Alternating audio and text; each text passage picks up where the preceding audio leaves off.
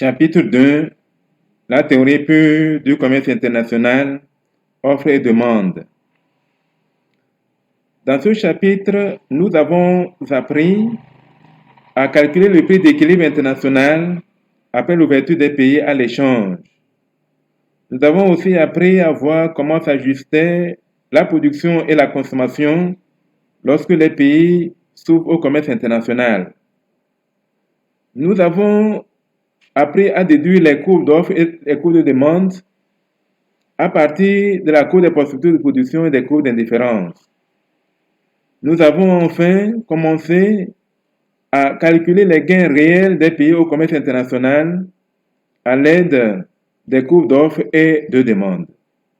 Pour terminer ce chapitre, nous allons apprendre à calculer le prix d'équilibre international après l'ouverture au commerce international. Pour ce faire, nous allons considérer la figure suivante dans la section 3. Sur cette figure, nous avons à l'extrême gauche le marché de la toile dans le pays du Nord et à l'extrême droite le marché de la toile dans le marché du Sud. Au centre, nous avons le marché international de la toile. Alors, nous allons maintenant utiliser deux méthodes pour calculer le prix d'équilibre international. Pour la première méthode, nous allons considérer les graphiques A et B. Voilà. Nous allons d'abord considérer le marché de la toile dans le pays du Nord. Lorsque ce pays était fermé au commerce international, il produisait et consommait 40 mètres de toile par an.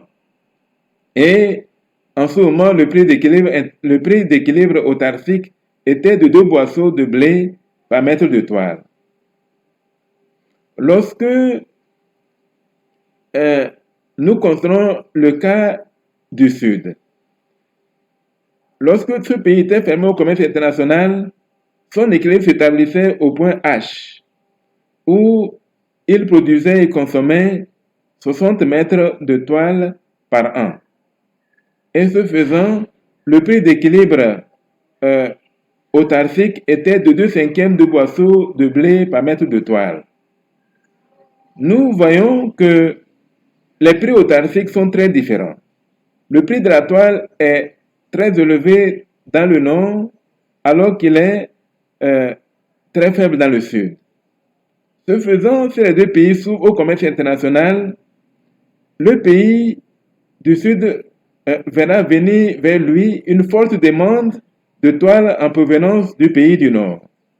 Et ce faisant, le prix de la toile aura tendance à augmenter dans le sud, alors qu'il aura tendance à diminuer dans le nord, dans la mesure où il y a une désaffection de la demande de la toile du nord.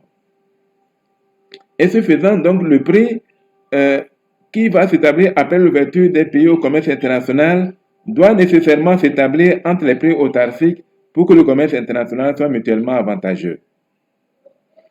Voilà. Donc, nous voyons que au fur et à mesure que le prix de la toile va diminuer dans le nord, la quantité demandée va être de plus en plus différente de la quantité produite.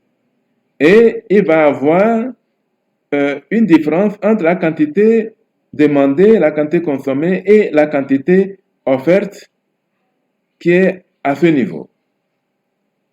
Voilà. Alors que dans le sud, il va commencer à avoir un écart entre la quantité qui est la quantité qui est produite et la quantité qui est consommée. Voilà. Parce que le prix de la toile a tendance à augmenter, la quantité demandée de toile aura tendance à diminuer, alors que la quantité produite de toile aura tendance à augmenter. Maintenant, comment connaître le prix d'équilibre international? Il suffit de se poser la question, à quel prix relatif international l'écart de la demande sur l'offre de toile dans le Nord est intégralement compensée par l'écart de l'offre sur la demande de toile dans le Sud. Donc, ayant posé cette question, il suffit de comparer ici cette quantité-là, la quantité-là, à celle-là pour trouver le prix d'équilibre international. Et les calculs indiquent que le prix relatif d'équilibre international est de 1 boisseau par mètre de toile, tant dans le sud que dans le nord. D'où nous dirons qu'il y a égalisation internationale du prix de la toile dans les deux pays composant l'économie mondiale. Voilà comment on détermine le prix d'équilibre international à l'aide des cours d'offres et de demande sur les marchés de la toile du pays du Nord et du pays du Sud. Maintenant, nous pouvons calculer le même prix d'équilibre international en utilisant le graphique du centre. En ce moment-là, nous allons considérer le marché international de la toile. Sur ce marché qui est représenté par le graphique C, nous avons toujours en abscisse les quantités de toile et en ordonnée le prix relatif de la toile. Donc sur ce graphique, on ne représente que les quantités qui sont échangées. En autarcie, par définition, la quantité échangée est nulle. Donc nous le voyons tant pour la demande d'importation que pour l'offre d'exportation, les quantités échangées sont nulles. Mais dès que le prix d'équilibre international s'établit, on sait que nous serons à ce point-là et que la quantité échangée sera de 40.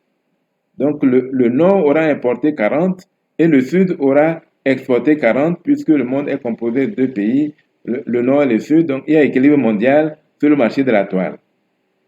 Donc ce faisant, il nous suffit de calculer la fonction d'importation et la fonction d'offre d'exportation.